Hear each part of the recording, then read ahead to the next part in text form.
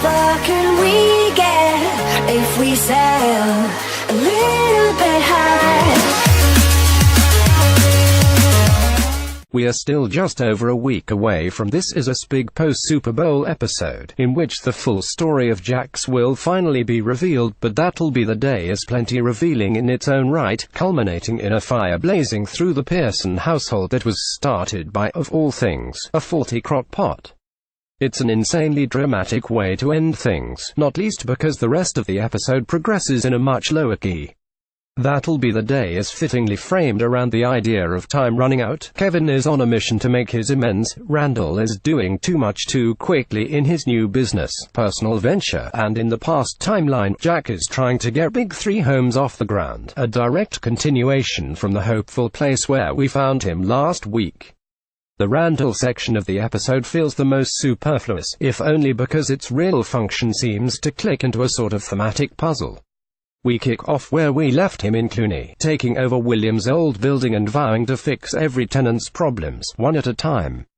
"I suddenly realized I can do this," he tells Beth. "My dad was in construction.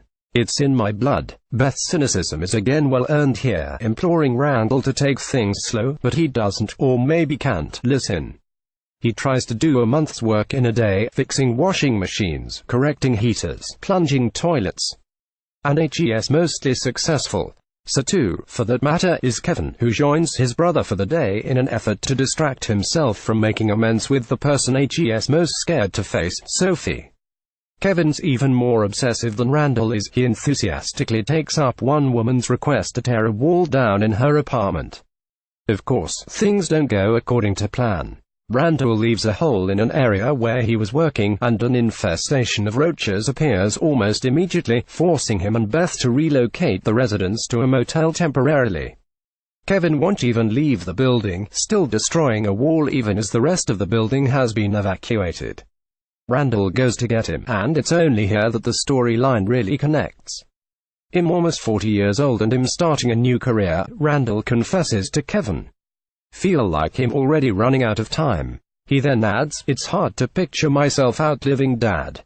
Kate struggles with this in a different way. Suspecting Toby of watching, she instead finds that helps hiding an aggressive dog hunt on his laptop, pictures of cute puppies, links to animal shelters, and so on. He admits he wants a pup, acknowledging in the process that he knows it's a sensitive issue for Kate. More on that in a minute. But in That'll Be the Day we see Kate try to push past the pain. She visits an animal shelter, where a lovely employee played by Master of None's Lena Waithe introduces her to Audio, basically the cutest dog in existence. Kate is smitten immediately upon making eye contact with him. She goes through with adopting the dog after plenty of reluctance, including a teary scene, played beautifully by Chrissy Metz, where she tells him she won't be able to take him home, saying, "You come with a lot of baggage that isn't your fault," and you feel it's a real breakthrough for her. Though if she didn't adopt him, I totally would have signed up for a Waithe Audio This Is a spin-off. In the past, meanwhile, we've come a long way from the Dominus Season 2 premiere image tease of teen Kate comforting a previously unseen dog at the time of Jax. We've since seen how he was adopted and brought into the fold. This episode's direction lays on the mystery of the dog's significance a bit thick, so many random shots of the pup, but you can be sure he'll figure prominently into whatever happened to Jack and why.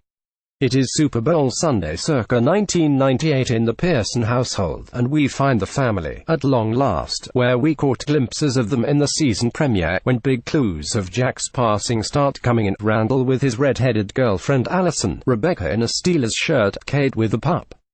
There's a sadness to it, as Jack proclaims it a final Super Bowl Sunday for the family, but he only means it in the sense that his kids will soon be going off to college, living their own lives.